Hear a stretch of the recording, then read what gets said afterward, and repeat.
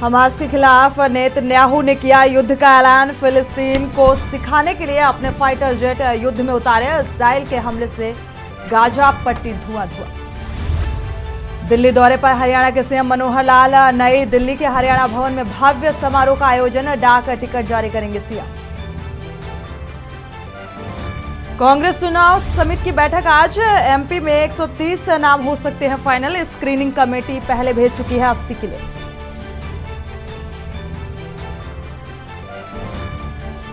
राजस्थान छत्तीसगढ़ में कांग्रेस का ऐलान। दोनों प्रदेशों में जातिगत जनगणना कराने का ऐलान। चुनाव बाद जातिगत जनगणना कराने का किया वादा।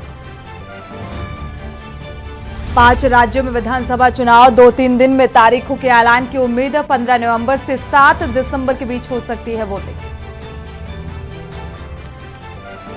और 2000 नोट बदलने का आज आखिरी दिन। 96% से ज्यादा नोट बैंकों में वापस आए। 12,000 करोड़ की करेंसी आना बाकी। आप देख रहे हैं के न्यूज, खबरों का सारथी। नमस्कार, आप देख रहे हैं के न्यूज। मैं हूं आपके साथ सुनी चौहान। देश की बात में आपका स्वागत है। बुलेटिन की शुरुआत अहम खबर के साथ। दिल्ली से अहम खबर आपको बता रहे हैं। Brijbhushan Sharan Singh Rouse Avenue court पहुंचे हैं। यौन उत्पीड़न केस में राउस एवेन्यू कोर्ट पहुंचे ब्रजभूषण शरण सिंह कोर्ट पहुंचे हैं। दरअसल आपको बता दें कि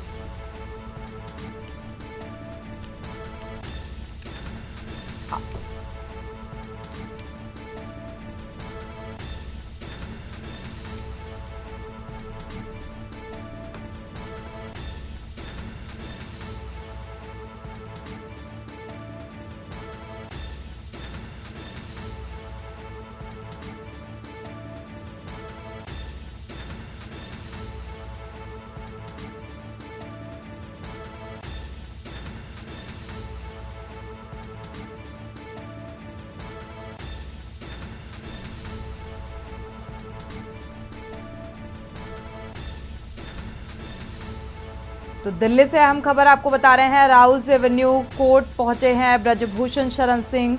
यौन उत्पीड़न केस में राउस एवेन्यू कोर्ट पहुंचे हुए हैं।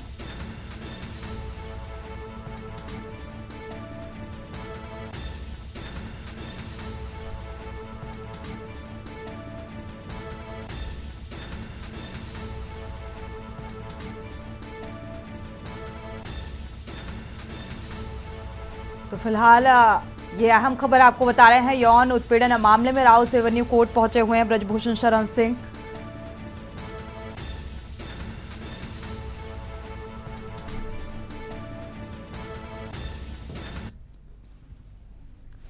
बढ़ते आगे, मुरैना से अहम खबर आपको बता रहे हैं। भक्त बनकर मुरैना पुलिस ने बड़ी कार्रवाई की है। भक्त बनी पुलिस ने बाबा को गिरफ्तार कर लिया है। यूपी के मथुरा से ये गिरफ्तारी की गई है।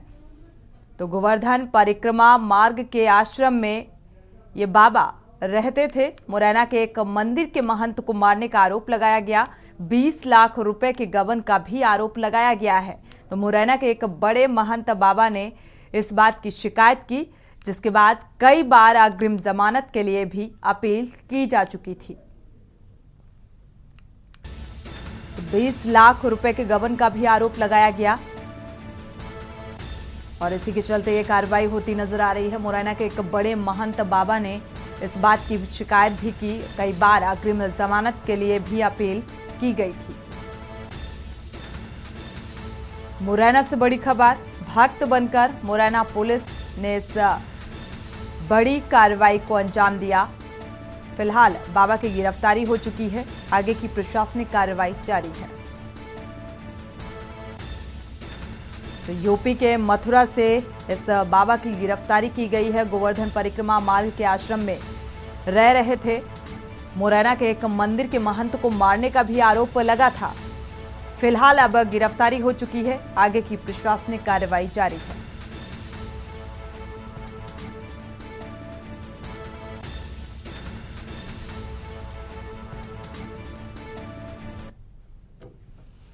बढ़ते आगे, इंदौर से हम खबर। नकली नोट छापने वाले गिरोह का पर्दाफाश हुआ है। अन्नपूर्णा थाना क्षेत्र के ये छपाई का काम चल रहा था। आपको बता दें, ये नकली नोट जो हैं वो छापे गए थे। नकली नोट छापने वाले गिरोह के 5 सदस्यों को गिरफ्तार किया गया है। सरकारी रिकॉर्ड में ये व्यक्ति मर चुका है जो नोट छापने का काम कर रहा था। भारतीय करेंसी आरोपी 1 से 1.5 साल से नकली नोटों की छपाई कर रहा था। अभी तक 20 से 30 लाख के नोट मार्केट में ये खपा चुका है। एक फ्लैट से 4 प्रिंटर, नोट छापने के लिए प्रयुक्त कागज बरामद किए गए हैं। तो नोट चेक करने की मशीन पुलिस ने बरामद की है। करीब 1,60,000 के नकली नोट पुलिस ने बरामद किए हैं। तो 5 व्यक्तियों को फिलहाल गिरफ्तार किया गया है और गिरफ्तारी के बाद पुलिस इस पूरे मामले की तफ्तीश में जुट गई है। 1,60,000 के नकली नोट पुलिस ने फ्लैट से बरामद किए। 5 व्यक्तियों की गिरफ्तारी की गई है, पूछताछ की जा रही है। हालांकि इस पूरे मामले की बारीकी से जांच पड़ताल की जा रही है।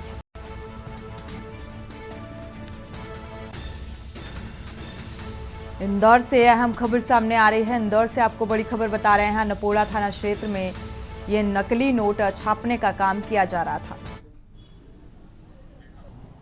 अन्नपूर्णा थाना क्षेत्र में कल दिनांक को एक सूचना प्राप्त हुई थी कि कुछ व्यक्ति नकली नोट चला रहे हैं मार्केट में और उनके द्वारा काफ़ी सारे नकली नोट बनाए जा रहे हैं।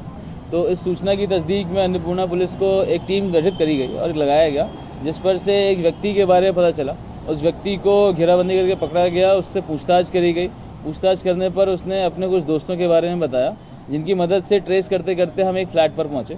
उस फ्लैट पर हमने देखा कि लगभग 3 से 4 प्रिंटर, कुछ बड़े और कुछ छोटे, वहां पर इंस्टॉल्ड थे और उसमें लगातार जो करेंसी हैं अपनी इंडियन करेंसी, उसके fake Indian currency notes print किए जा रहे थे, 500 रुपीज़ के नोट्स। तो उससे पूछने पर कि ये किस प्रकार से कार्रवाई कर रहा है, तो उसके द्वारा ये बताया गया कि ये फेक इंडियन करेंसी नोट्स लगभग 1 से 1.5 साल से वो बना रहा है और उसको कई डिस्ट्रीब्यूटर्स के माध्यम से पब्लिक में सप्लाई भी किया है। उसके पास से हमें 4 प्रिंटर्स मिले हैं और नकली नोट्स बनाने के लिए जो पेपर इस्तेमाल होता है, लगभग 50 लाख रुपए तक के नोट्स बनाने के लिए का पेपर मिला है। लगभग 1,60,000 रुपए के बने हुए नोट्स मिले हैं। जो नोट में थ्रेड लगता है वो, लेटेंट इमेज लगाने के लिए जो इक्विपमेंट्स होते हैं वो, यहाँ तक कि नोट को चेक करने के लिए जो मशीन्स होती हैं बैंक्स में, वो वाली मशीन भी उसके पास मिली है, जिसके माध्यम से ये नोट को चेक करता था बनाने के बाद में कि ये पास होगा कि नहीं होगा। इस प्रकार से उसके पास से सारा सामान बरामद किया गया है। इसके अलावा जो इसका डिस्ट्रीब्यूटर नेटवर्क है और जो लोग इसके नोट्स को इस्तेमाल कर रहे थे, ऐसे कुल मिला के हमने 6 आरोपी चिन्हित किए हैं, जिसमें से 5 आरोपियों की गिरफ्तारी की जा चुकी है। एक आरोपी अभी भी फरार है, जिसकी गिरफ्तारी होना शेष है।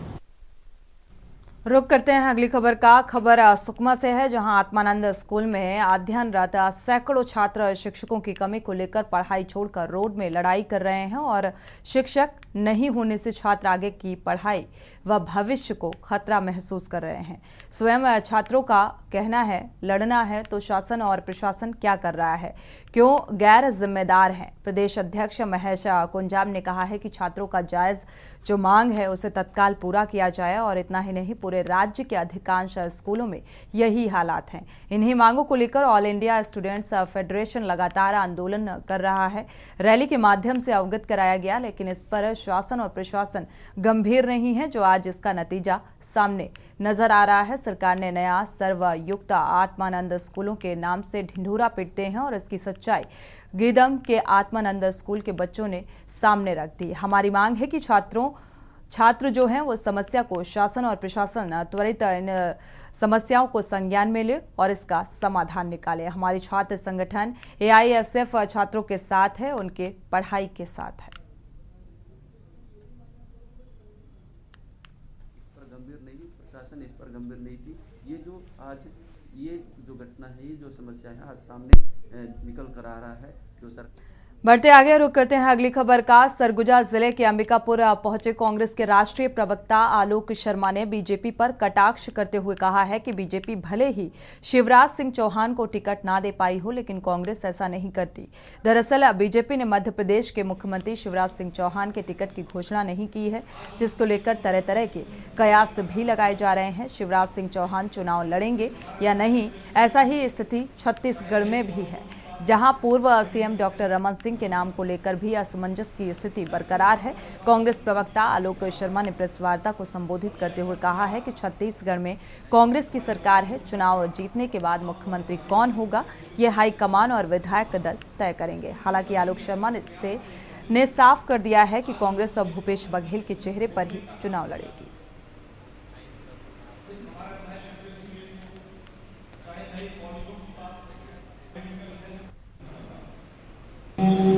आप जानते हैं कि हम आप ही हैं। कांग्रेस पार्टी ने हमेशा से जनता को जो भी संदेश देने का प्रयास किया वो आप ही लोगों के माध्यम से किया। आप लोग छत्तीसगढ़ के बारे में मुझसे ज़्यादा जानते हैं, किस तरह से भारतीय जनता पार्टी का शासनकाल रहा। 5 साल और 5 दर्जन से ज़्यादा उपलब्धियाँ इस सरकार के खाते में हैं। किस तरह से छत्तीसगढ़ की अस्मिता को बढ़ते आगे खबर कवर्धा से है, जहां मंत्री मोहम्मद अकबर ने कबीरधाम मंडी क्षेत्र के विकास के लिए मंडी प्रांगण में सभा को संबोधित करते हुए 7 करोड़ 80 लाख रुपए के विकास कार्यों और सीसी रोड का शिलान्यास किया। मंत्री मोहम्मद अकबर शहर के सभी वार्डों को लगातार दौरा कर नगरवासियों से भेंट मुलाकात कर शहर में लोगों की नब्ज टटोलने में लगे हुए हैं। साथ ही लगातार मंत्री के इस दौरे में कवर्धा विधानसभा क्षेत्र से लगातार नए मतदाता मंत्री के समक्ष कांग्रेस का दामन थाम रहे हैं, तो वहीं विपक्षी पार्टियां हमला बोलने से बाज नहीं आ रही। विपक्षी पार्टी कांग्रेस के कद्दावर मंत्री पर आरोप लगाते हुए कहा गया है कि मंत्री से मुलाकात करने पहुंचे लोगों को गमछा पहनाकर प्रवेश दिलाने का कार्य कांग्रेस कर रही है।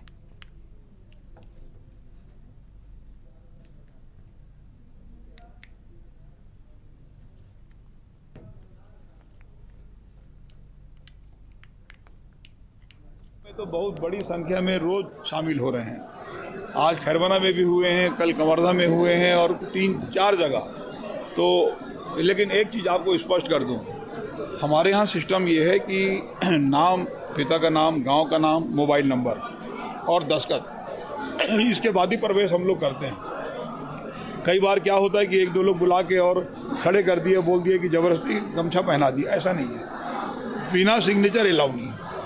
और जितने भी अपने मर्जी से आ रहे हैं तो दस्तखत करा के और प्रवेश दे रहे हैं। ठीक है।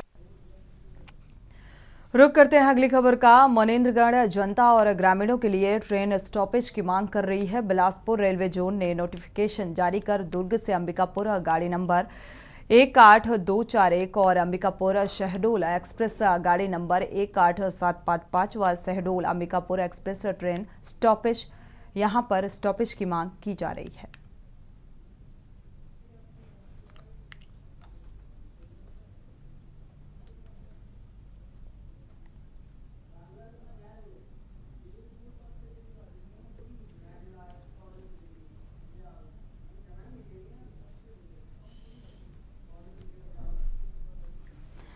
बढ़ते आगे पंखाजुर से अहम खबर। पुराना बाजार से महाराष्ट्र जाने वाली मुख्य सड़क बीते 5 साल पहले निर्माण किया गया था, मगर सड़क निर्माण के 1 साल बाद सड़क पर बड़े बड़े गड्ढे दिखाई देने लगे और इससे साफ पता चल रहा है कि सड़क निर्माण में कितने बड़े पैमाने पर भ्रष्टाचार हुआ है और एक सड़क पर चलना राहगीरों और स्कूली बच्चों को काफी परेशान करता है। कई बार इस सड़क पर दुर्घटनाएं भी होती हैं और इस सड़क को लेकर एबीवीपी के जो नेता हैं उन्होंने कहा है कि अगर जल्द सड़क को निर्माण सड़क का नहीं किया गया तो सड़क पर उतरकर उग्र आंदोलन किया जाएगा।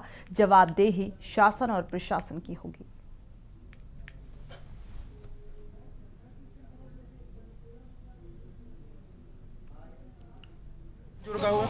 पिछले 2-3 साल से यहाँ सड़क का हालत बहुत ही ख़राब है। यहाँ सड़क पखानजूर को महाराष्ट्र जोड़ती है, जिससे आए दिन इस सड़क पे दुर्घटना होती रहती है और राहगीरों को बहुत ही मुश्किलों का सामना करना पड़ता है। रास्ते में मैं स्कूल जाता हूँ, इस रास्ते में मेरे को बहुत तकलीफ होता है, स्पेशली तो बरसात के टाइम रास्ते में पूरा कीचड़ कीचड़ रहता है, कोई कोई गिर भी जाते हैं। एक्चुअली उस दिन मैं भी गिरने वाला था लेकिन बच गया हूँ। तो ये रास्ता बहुत ख़राब हो चुका है बरसात के कारण। तो और भी है, जैसे क्या बोले, हम जा नहीं पाते स्कूल। क्या मांग करते हो आप लोग? हम ये मांग करते हैं कि रास्ता जल्दी से बने। खबर छत्तीसगढ़ के महासमुंद जिले के वन मंडल पिथौरा रेंज से है, जहां यहां पर ग्राम खैरघुटा से है बीच बस्ती में एक नर हाथी आ धमका, जिसके बाद ग्रामीणों में हड़कंप मच गया।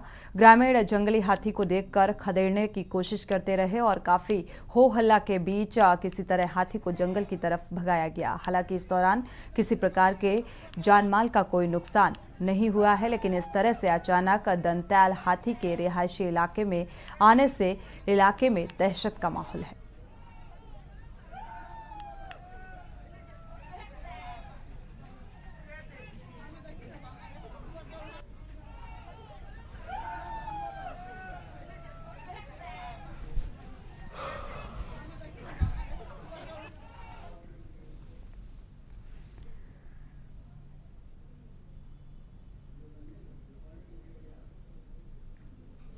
बढ़ते आगे, खबर बिलासपुर से है, जहां भारत शासन के सामाजिक न्याय और आधारिकता मंत्रालय और छत्तीसगढ़ शासन के समाज कल्याण विभाग द्वारा नशा मुक्त भारत अभियान चलाया जा रहा है। और इसी कड़ी में जिले में नशे के दुष्परिणामों से लोगों को जागरूक करने के लिए जागरूकता रथ को महापौर रामशरण यादव ने जिला कार्यालय परिसर से हरी झंडी दिखाकर रवाना किया।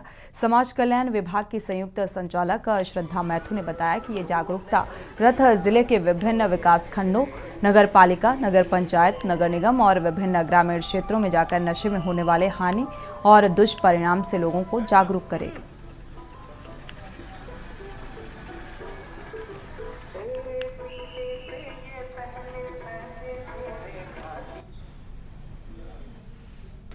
रुक करते हैं अगली खबर का। खबर कोरबा से है, जहां कटघोरा पुलिस ने मंदिर में चोरी की शिकायत मिलने से 24 घंटे के भीतर चोरी करने वाले आरोपियों को पकड़ने में सफलता हासिल की है।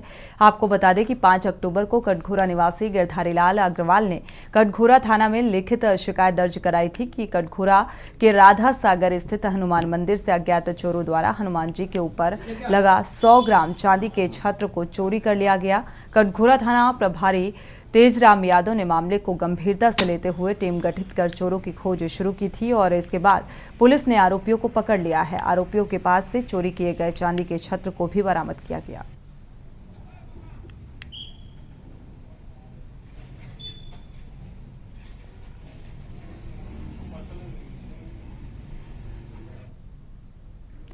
खबर सरगुजा से है, जहां बीजेपी के राष्ट्रीय मंत्री आशा लकड़ा सरगुजा दौरे पर पहुंची और आगामी विधानसभा चुनाव को देखते हुए बीजेपी के राष्ट्रीय मंत्री को सरगुजा जिले की कमान सौंपी गई है, जिसमें 3 विधानसभा क्षेत्र आते हैं और इस विधानसभा क्षेत्र में अंबिकापुर, सीतापुर और लुंड्रा की जवाबदारी मिलने के बाद से विधानसभा क्षेत्र के अंतिम व्यक्ति तक पहुंचने का प्रयास किया जा रहा है और बीजेपी के एक कार्यकर्ताओं को जोड़ने के साथ ही बूथ को मजबूत करने के लिए हर संभव प्रयास किया जा रहा है। मैं एक भारतीय जनता पार्टी की कार्यकर्ता हूं और भारतीय जनता पार्टी का सिपाही होने के नाते सरगुजा जैसे क्षेत्र में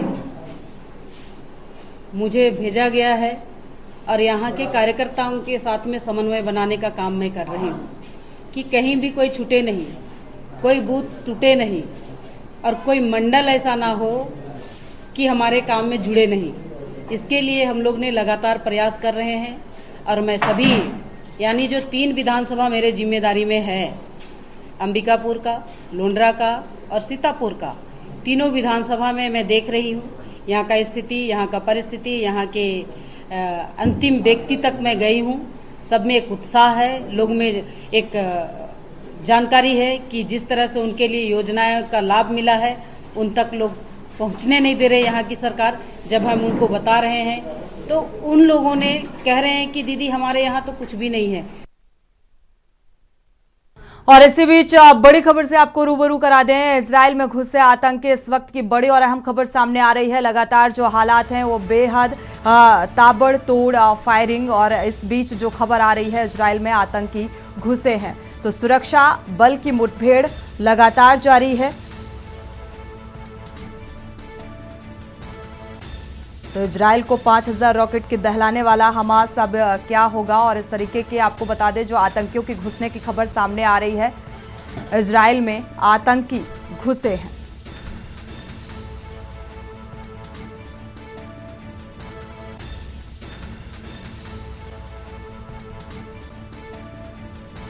गोलीबारी में 2 लोगों के घायल होने की खबर सामने आ रही है। 20 मिनट में 5000 रॉकेट दागे जा चुके हैं। इजरायल और गाजा के बीच अब क्या हंगामा होगा आने वाले समय में, ये देखना होगा। फिलहाल जो स्थिति है, आतंकियों के इजरायल सुरक्षा बल के साथ मुठभेड़, 2 और आतंकियों के घुसे होने की खबर सामने आ रही है। तो आपको बता दें कि इजरायल से सटा हुआ इलाका है गाजा पट्टी। इजरायल और गाजा के बीच दशकों से ये तनाव चला आ रहा है। एक बार फिर से जो हालात हैं वो बिगड़ते हुए नजर आ रहे हैं। गाजा पट्टी पर फिलहाल हमला जारी है, गोलीबारी जारी है और इस बीच 2 लोगों के घायल होने की भी खबर सामने आ रही है और 2 आतंकी घुसे हैं।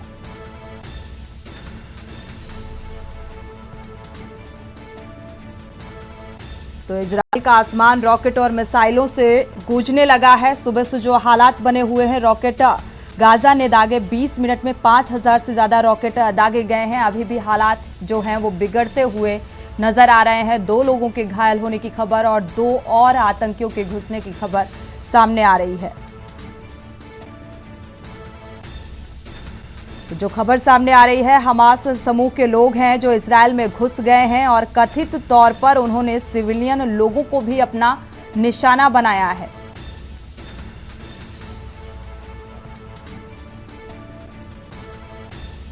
तो इजरायल के लिए हमास चरमपंथी जो हैं वो आतंकवादी हैं और देश की रक्षा बलों ने भी ये आरोप लगाया है कि हमास आतंकी अलग अलग जगहों से देश में घुस रहे हैं और प्रतिक्रिया में इजरायल की सेना उनसे लड़ रही है। उनके ठिकानों पर रॉकेट के बदले रॉकेट लगातार दागे जा रहे हैं। तो हालात बेहद तनावपूर्ण बनते हुए नजर आ रहे हैं। जिस तरीके से लगातार गोलीबारी जारी है, एक और हमला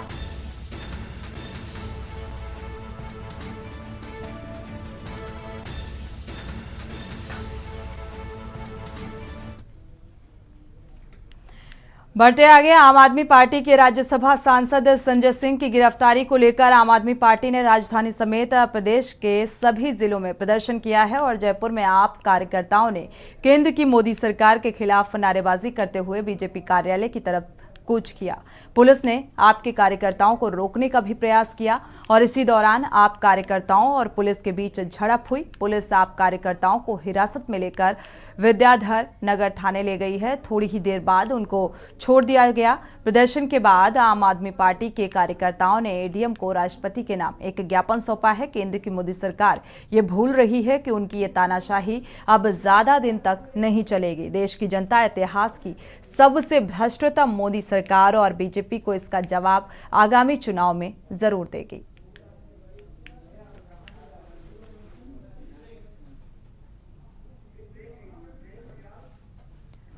खबरें अभी और भी हैं, यहां रुकेंगे एक छोटे से ब्रेक के लिए, लौटेंगे जब। ब्रेक से वापस आ रहे हैं, रुक करते हैं खबरों का। पंजाब राज्य कानूनी सेवा प्राधिकरण मोहाली के कार्यकारी अध्यक्ष माननीय न्यायाधीश श्री न्यायमूर्ति गुरमीत सिंह संधावालिया के निर्देशानुसार गुरदासपुर शहर में जिला कानूनी सेवा प्राधिकरण द्वारा वॉकथॉन का आयोजन किया गया और 1 अक्टूबर से 31 अक्टूबर तक 2023 तक चलाए जा रहे नशा विरोधी अभियान का आयोजन किया गया।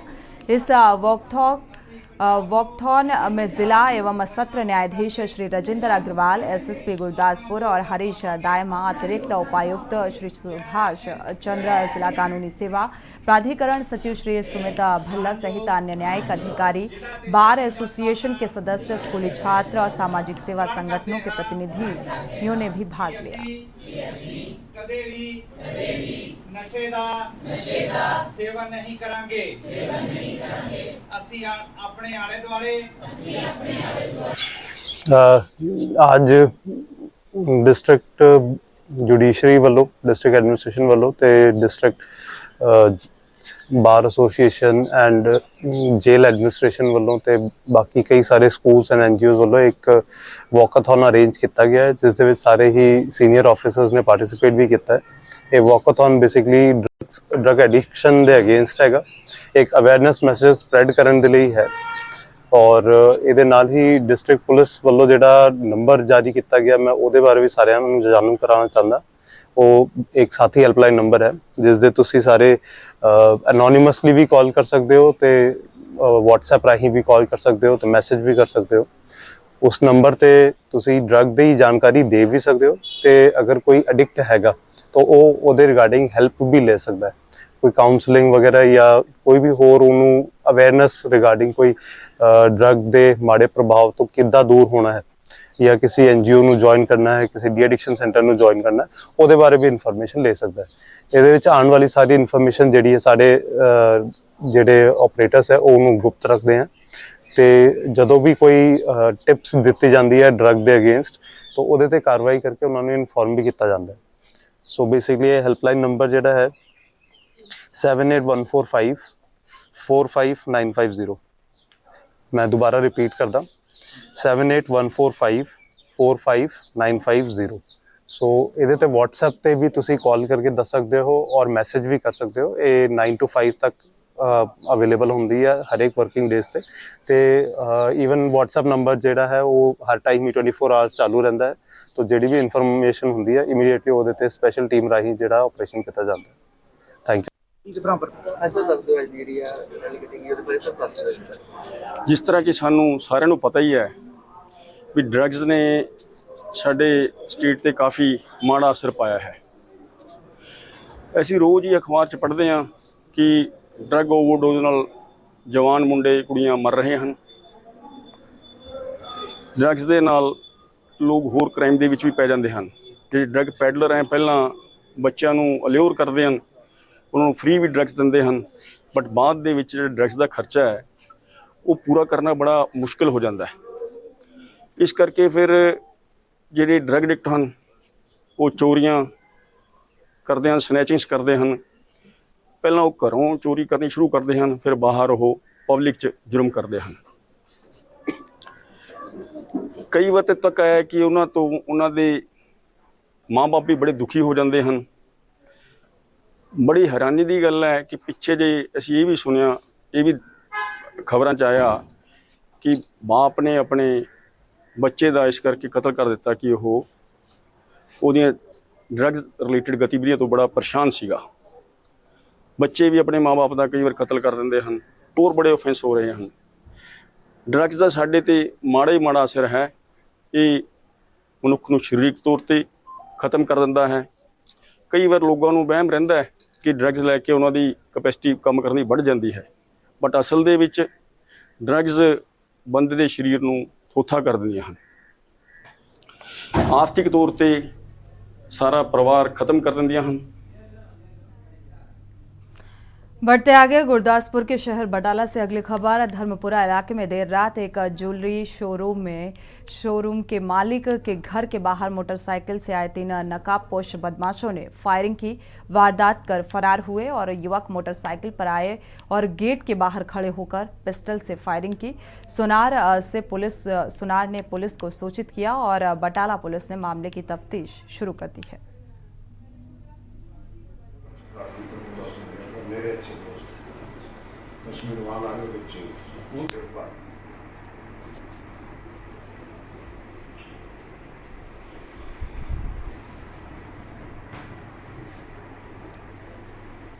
लोकसभा के चुनाव निकट भविष्य में होने वाले हैं। उसके बाद हरियाणा प्रदेश में विधानसभा के चुनाव भी होने हैं। तो कांग्रेस पार्टी क्योंकि देश और प्रदेश में मुख्य विपक्षी पार्टी है और लोगों को जहां सत्ता पक्ष से उम्मीद होती है और सत्ता पक्ष अगर जब अपनी उम्मीद पे खड़ा नहीं उतरता तो प्रजातंत्र में दूसरा पक्ष विपक्ष होता है। तो विपक्ष पे भी लोग उतनी उम्मीद रखते हैं। आज हरियाणा प्रदेश की सरकार की बात करें या देश की सरकार की बात करें, ये हर मोर्चे पे विफल रही है। आज महंगाई बढ़ रही है, बेरोजगारी बढ़ रही है, भ्रष्टाचार बढ़ रहा है। आज लोग रोजगार न मिलने की वजह से पलायन कर रहे हैं। और अभी हाल में आपने जान पड़ा होगा जो हरियाणा के CS हैं इलेक्शन कमीशन के, उनका बयान आया था कि 4.27% 18 से 19 साल के युवाओं की वोट बननी थी, जो कि 1.72% बड़ी चिंता का विषय। उन्होंने इंसेंटिव तक दिए, परंतु उसकी तय में नहीं गए कि ये वोट क्यों नहीं बन रही।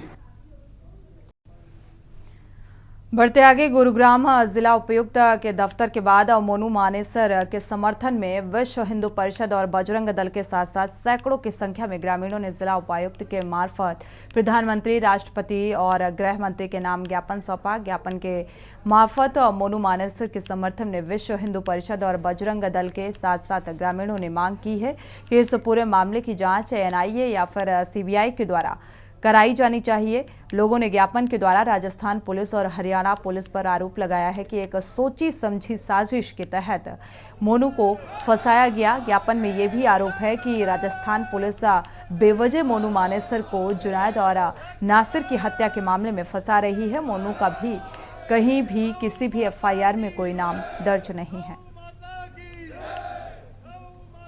करके सब पहुंचे 31 जुलाई को मेवात के मुस्लिमों द्वारा 6 राम भक्तों की हत्याएं कर दी गई और जो उन सब का सरदार था, गो हत्यारों का, राम भक्तों का जो सरदार था मामन खान, उसको हरियाणा सरकार की पुलिस ने हल्की धाराएं लगाकर जमानत दे दी गई है। और जो उससे दुखद समाचार हमारे 4 गो भक्त रिंकू सैनी, मोनू राणा, गोगी और मोनू मानेसर को झूठे आरोप में पकड़ करके जेल में डाला हुआ राजस्थान में। आज सभी साधु समाज पूज्याचार्य योगेंद्र जी के महाराज के नेतृत्व में यहाँ पर पहुंचे हैं। माननीय प्रधानमंत्री जी को, गृह मंत्री जी को, महामहिम राष्ट्रपति जी को ज्ञापन दिया है। सारे हिंदू समाज की एक ही मांग है कि मेवात में और देश में जो गो हत्या हो रही है और उस सारे के पीछे कुछ मुस्लिम राजनेता हैं, जिनमें वो ऐसी मामन खान जैसे ऐसे लोग हैं जो विधानसभा में गो भक्तों को जान से मारने की धमकी देते हैं।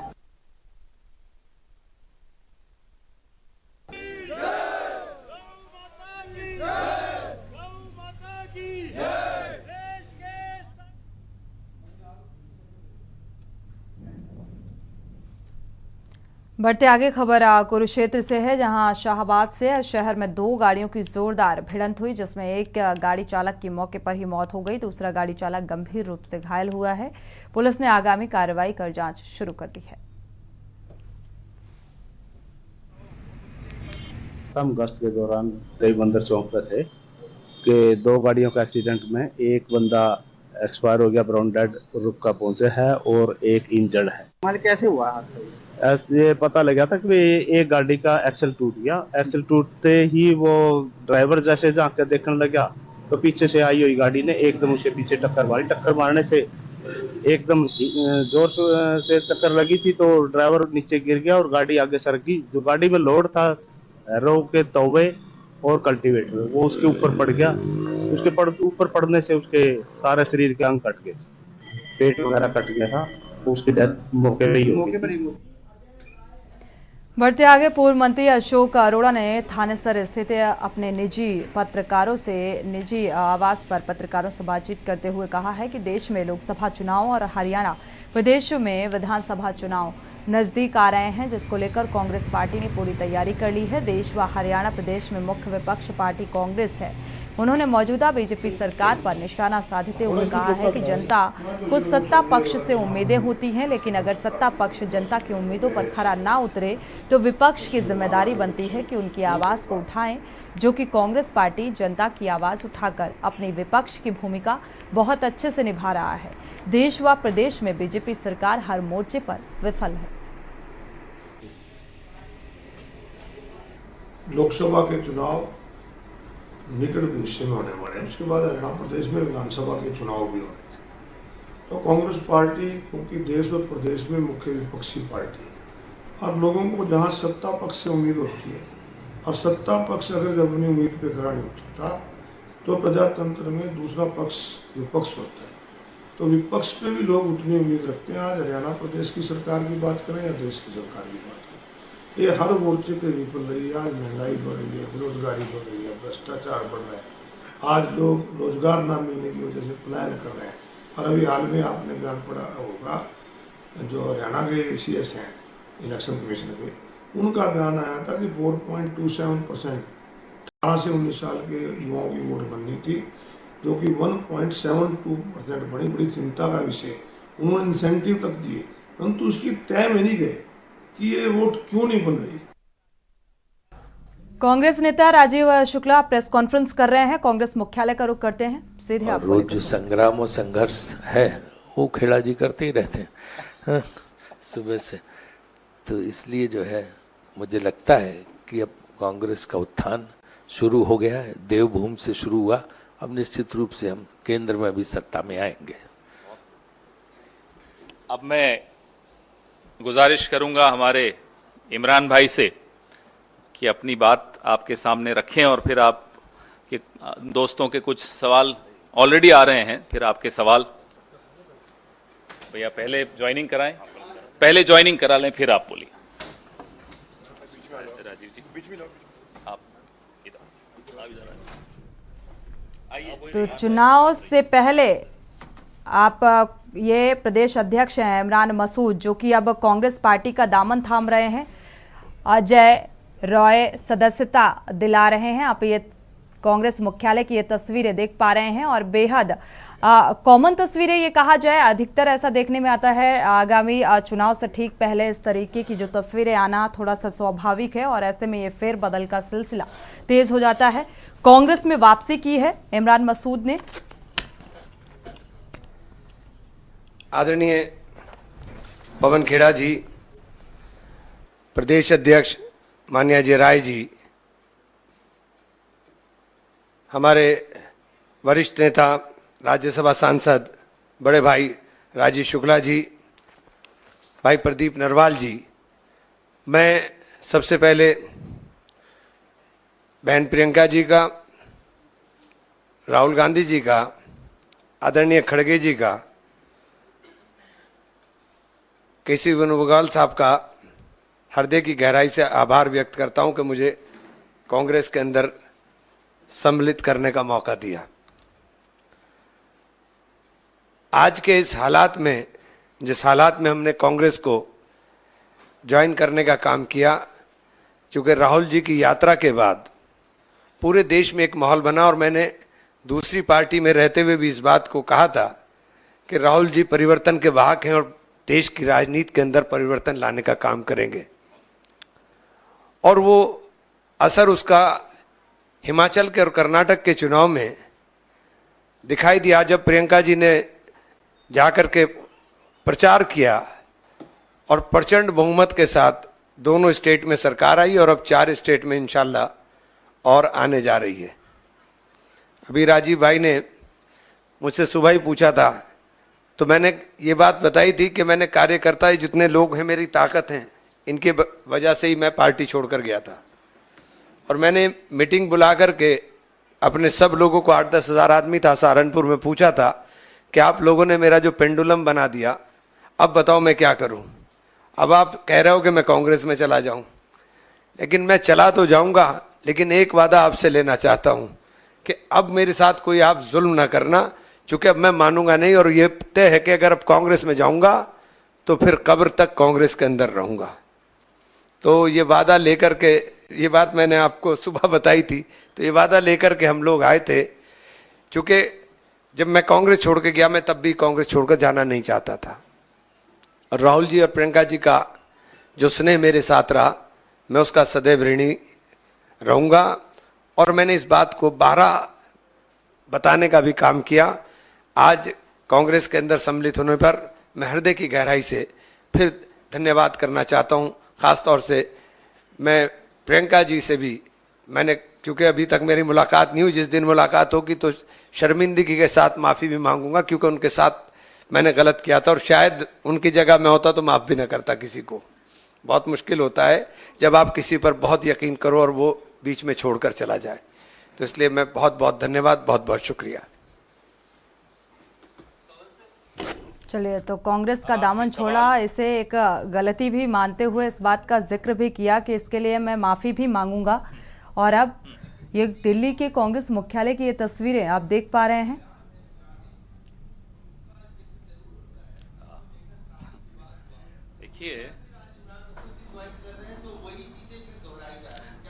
देखिए उनकी नीयत भी फिसल जाए तो चर्चा नहीं होती, यहां जबान फिसल जाए हो जाते हैं बदनाम। तो अब आप उन लोगों से सवाल करिए जिनकी नीयत फिसली हुई है, जो देश पे की सत्ता संभाले हुए हैं। जबान फिसलने वालों को आप बार बार बदनाम कर देते हैं। यहां देश आहत हो रहा है, त्रस्त हो रहा है, परेशान हो रहा है उन लोगों से जिनकी नीयत फिसली हुई है।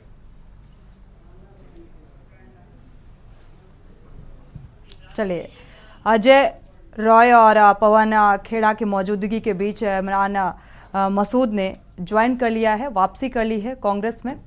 बढ़ते आगे, रुक करते हैं खबरों का। खबर कांगड़ा से है, जहां अंतर्राष्ट्रीय क्रिकेट स्टेडियम धर्मशाला में खेले जाने वाले अफगानिस्तान और बांग्लादेश के मध्य मैच को लेकर दर्शकों में खासा जोश और उत्साह देखने को मिल रहा है। अफगानिस्तान व बांग्लादेश की टीमों के समर्थक भी भारी संख्या में धर्मशाला के क्रिकेट स्टेडियम में पहुंचे हुए हैं और इस वनडे क्रिकेट मुकाबले में बाहरी राज्यों से भी काफी संख्या में पर्यटक धर्मशाला पहुंचे हुए हैं। अगर बात सुरक्षा व्यवस्था की जाए तो धर्मशाला में पुलिस प्रशासन और बाहरी राज्यों से आने वाले क्रिकेट प्रेमियों के लिए सभी सुविधा मुहैया करवा दी गई है। पुलिस द्वारा मैच के दौरान यातायात व्यवस्था को सुचारू रूप से चलाने के लिए ड्रोन का भी इस्तेमाल किया जाएगा। हमारा मैच आज फर्स्ट वर्ल्ड कप का बांग्लादेश के साथ, सो आई होप कि हमारी विक्ट्री हो जाए। हिमाचल आए हैं, कैसा लग रहा है? हिमाचल आया हूँ, बहुत अच्छा इन्वायरमेंट है, बहुत फ्रेंडली और बहुत अच्छा फील हो रहा है। फर्स्ट टाइम आया हूँ धर्मशाला, तो आई होप कि हम इंजॉय कर सकें। आपको क्या लग रहा है कि भारत में अफगानिस्तान को ज़्यादा सपोर्ट मिलेगी या बांग्लादेश को? वैसे जैसे हम बचपन से ही देखते आ रहे हैं कि भारत से हमें बहुत सपोर्ट मिल रहा है और हम तो बहुत अच्छी फ्रेंडशिप है। सो भारत के लोग तो ऑब्वियसली अफगानिस्तान को ही सपोर्ट करेंगे, जैसे हमारे अफगानिस्तान के लोग इंडिया को सपोर्ट करते हैं। क्राउड इज लाइक या इट्स गुड। अभी तक तो पता नहीं चल रहा है, अंदर देख के पता चलेगा। हिमाचल आए हैं, किस तरह का माहौल लग रहा है? एक्चुअली हिमाचल मुझे हमेशा से ही पसंद है, मैं मोस्टली आता हूँ। चंडीगढ़ नज़दीक है शिमला के साथ, तो हिमाचल बढ़िया वेदर, बढ़िया people, so it's like most comfortable place for me.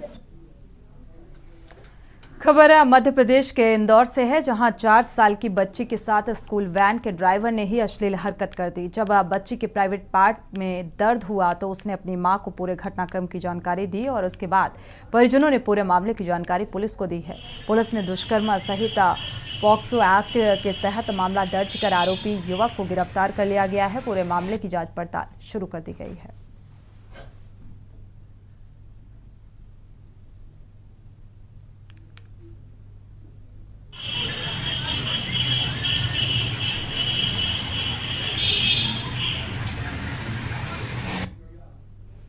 और इसी बीच बड़ी खबर से आपको रूबरू करा दें, लखनऊ से अहम खबर सामने आ रही है। बीएसपी सुप्रीमो मायावती ने ट्वीट किया है, कांग्रेस बीजेपी तरह तरह के वादे कर रही है, चुनावी माहौल बनाने की कोशिश कर रही है और बीजेपी कांग्रेस समय रहते ये वादे लागू नहीं किए जाते हैं। इन घोषणाओं में गंभीरता कम, छलावा ज्यादा है। तो इस तरीके की बयानबाजी ठीक चुनाव से पहले बीएसपी सुप्रीमो की सामने आ रही है। देश की जनता महंगाई, बेरोजगारी से परेशान है। पार्टियां जातीय जनगणना, महिला आरक्षण भुनाने में लगी है। बीएसपी ने सामाजिक न्याय को लागू करके दिखाया था, तो कांग्रेस और बीजेपी पर भरोसा कैसे किया जाए? तो कांग्रेस और बीजेपी पर निशाना साधती हुई नजर आ रही हैं बीएसपी सुप्रीमो मायावती।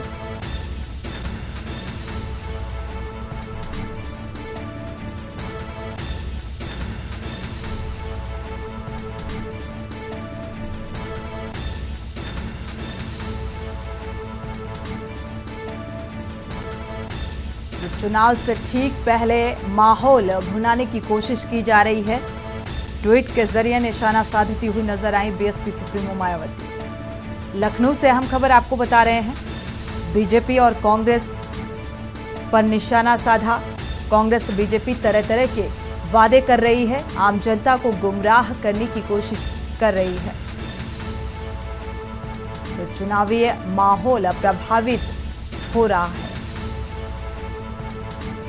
तो ट्वीट के जरिए इस बात का जिक्र किया है बीएसपी सुप्रीमो ने।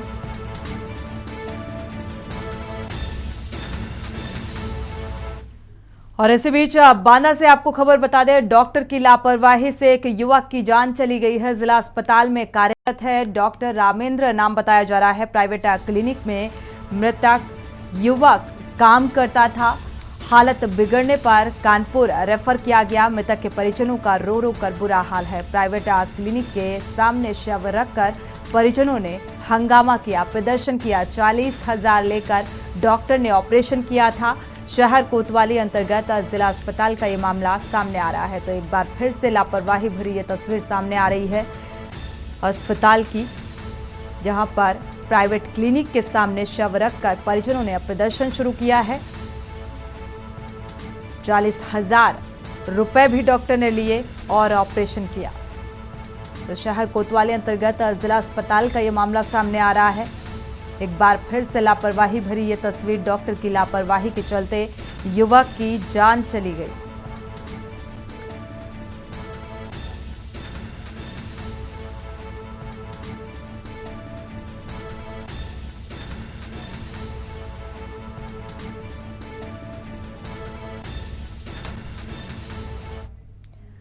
और इसी बीच अहम खबर सामने आ रही है लखीमपुर खीरी से। सीएचओ का सीएचसी गेट पर धरना प्रदर्शन जारी है। सीएचओ का 2 दिन से अपनी मांगों को लेकर धरना जारी है। 10 माह का बीपीआई वेतन ना मिलने की वजह से धरना दिया जा रहा है। स्वास्थ्य विभाग कर्मचारियों ने स्वास्थ्य विभाग की पोल खोली है। इस प्रदर्शन के जरिए वेतन ना मिलने से धरने पर बैठे मजबूर स्वास्थ्यकर्मी। लखीमपुर खीरी के मुख्य चिकित्सा अधिकारी पर कई आरोप लगाए गए। तो सामुदायिक स्वास्थ्य अधिकारियों ने ये गंभीर आरोप लगाए हैं। मुख्य चिकित्सा अधिकारी से वेतन ना मिलने की गुहार भी कई बार लगा चुके, बावजूद इसके वेतन नहीं दिया गया और इसी के चलते अपनी मांगों को लेकर ये सड़कों पर उतर आए और प्रदर्शन कर रहे हैं। स्वास्थ्य केंद्र पर शौचालय की व्यवस्था नहीं है, ये एक मांग शुमार है। मुख्य चिकित्सा अधिकारी ने इस संबंध में अभी तक कोई कार्रवाई नहीं की।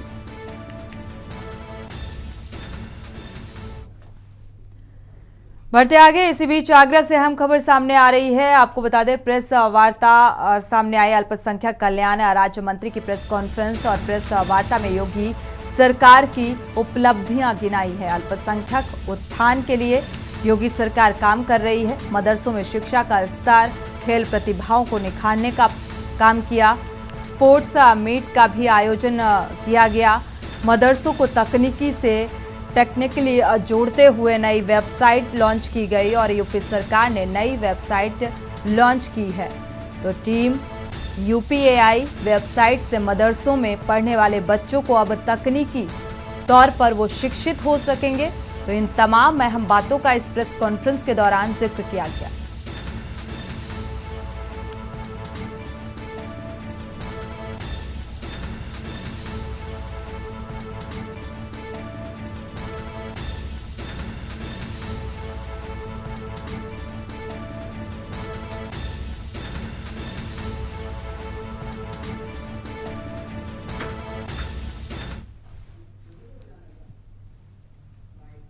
हमारे मदरसे के जिम्मेदार लोग हैं, उनसे मुलाकात की, मदरसे के बच्चों से मुलाकात की, अल्पसंख्यक समाज के लोगों से, मुस्लिम समाज के लोगों से मुलाकात की। हमारे साथ अल्पसंख्यक आयोग के चेयरमैन जनाब अशफाक सेठी साहब, उत्तर प्रदेश वक्फ विकास निगम के निदेशक जनाब गुलाम मोहम्मद साहब, हमारे क्षेत्रीय महामंत्री बंटी जी, तमाम जिम्मेदार लोग यहाँ मौजूद हैं।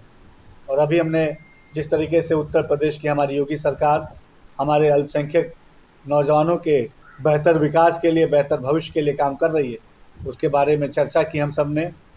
और मदरसा शिक्षा को मजबूत बनाने के लिए जो अभूतपूर्व काम मुख्यमंत्री जी ने 2017 से लेकर अब तक किए, उसकी भी चर्चा हुई। अभी मदरसा शिक्षा में अल्पसंख्यक कल्याण विभाग ने एक और शानदार पहल की है और मदरसे के बच्चों को भी डिजिटली एम्पावर करने के लिए, उनको आर्टिफिशियल इंटेलिजेंस से कनेक्ट करने के लिए 4 अक्टूबर से एक सेमिनार का भी शुरुआत हुई है। उसके लिए हमने एक वेबसाइट को भी लॉन्च किया है। वेबसाइट का नाम है टीम यूपीएआई। जीएसटी परिषद की प्रेस कॉन्फ्रेंस में आपको लेकर चलते हैं, सीधे दिल्ली का रुख कर लेते हैं। For appeal at present are 10%, but for these appeals which are being given an extra time, instead of 10%, they will have to pay 2.5% of the amount in dispute additional, and this 2.5% will have to be in cash from the electronic cash ledger. So this is again an important facilitation of trade measure that has been recommended by the council. The few more items, Zari, there was some confusion on Zari. Earlier the council had recommended a 5% rate, but there were some more Zari items in which plastic is also being used. The council has clarified that they will also attract 5% GST and not 18%.